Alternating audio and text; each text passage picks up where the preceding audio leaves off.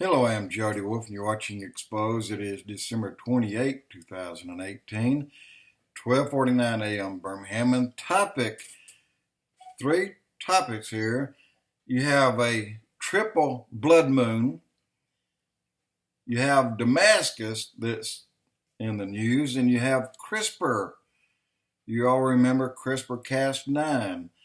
All these are front and center today.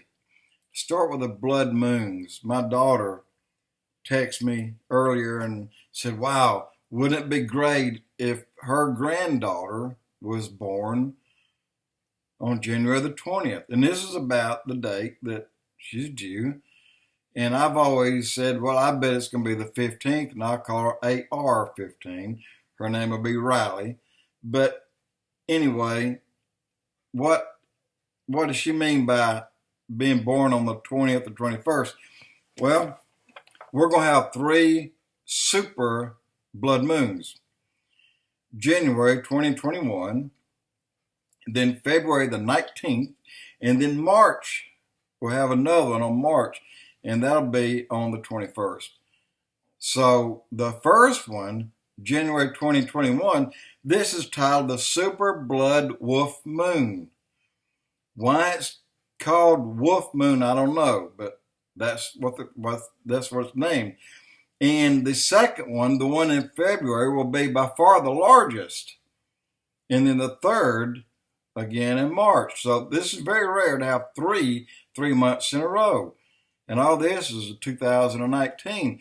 But Joel 2:28 through 31 tells us, and it shall come to pass afterward, talking about the blood moons, that I will pour out my spirit upon all flesh, and your sons and your daughters shall prophesy, and your old men shall dream dreams, and your young men shall see visions. And the sun shall be turned into darkness, and the moon into blood, before the great and terrible day of the Lord come. Now, with that, it tells me, I'm reading into it, the great and terrible day. I'm seeing that is the end of the final 7 years here. So I'm not seeing that as a rapture. I see that as a great and terrible day, that when Christ comes back to end it all.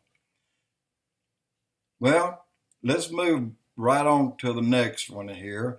And this one really stirred my interest today because this just happened several hours ago.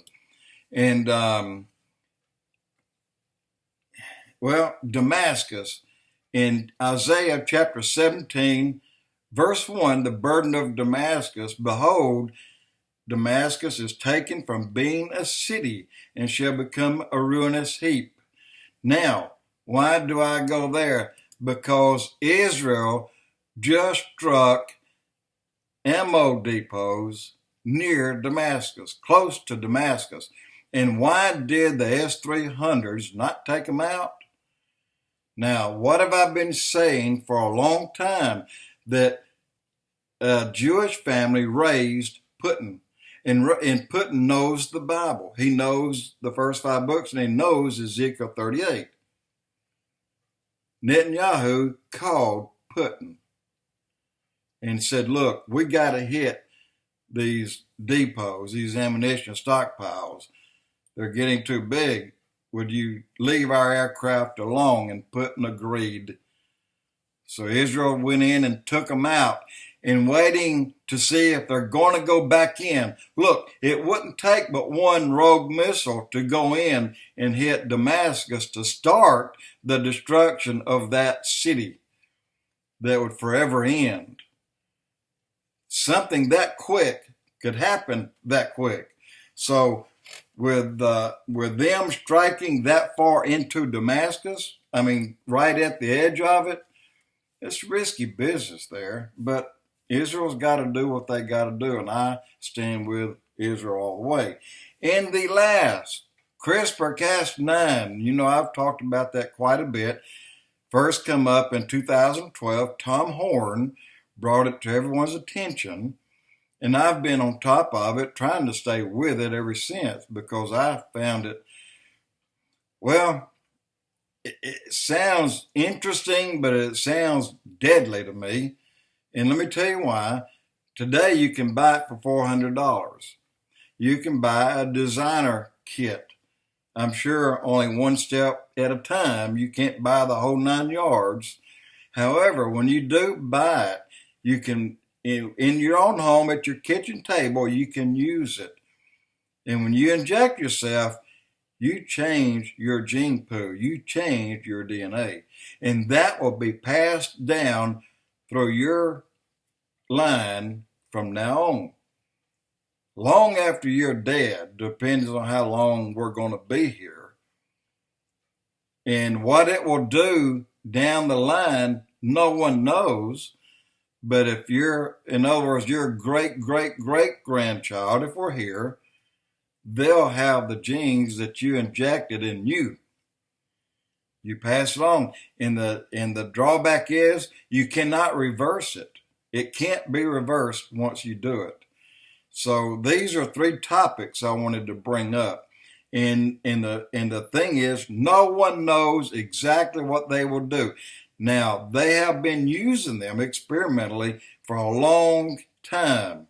I mean, way longer than when Tom Horn in 2012 said, guess what I got? And it was a Crispr Cas-9 kit.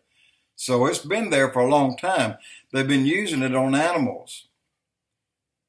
But has there been a human test subject yet? There probably has.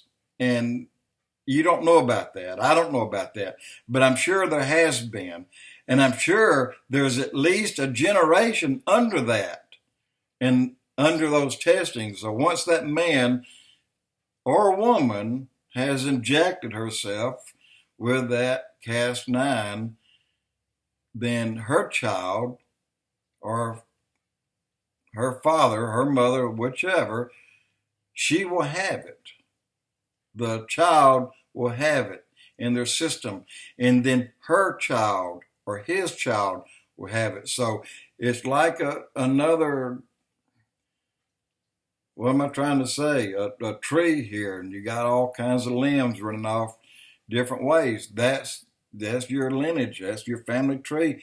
Everyone under you will have it in the system. And again, you can't reverse that. So, I mean, I don't know anyone that would do that, except the government has been testing, and they said this a long time ago, slipped out. They want a super soldier.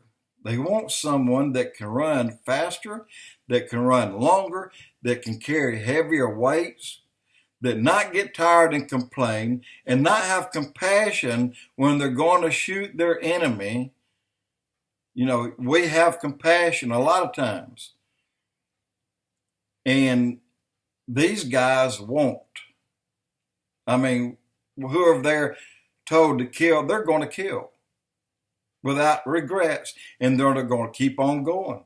So this is what they're looking for, a super soldier. And this is what they think that the Crispr Cas9 will do.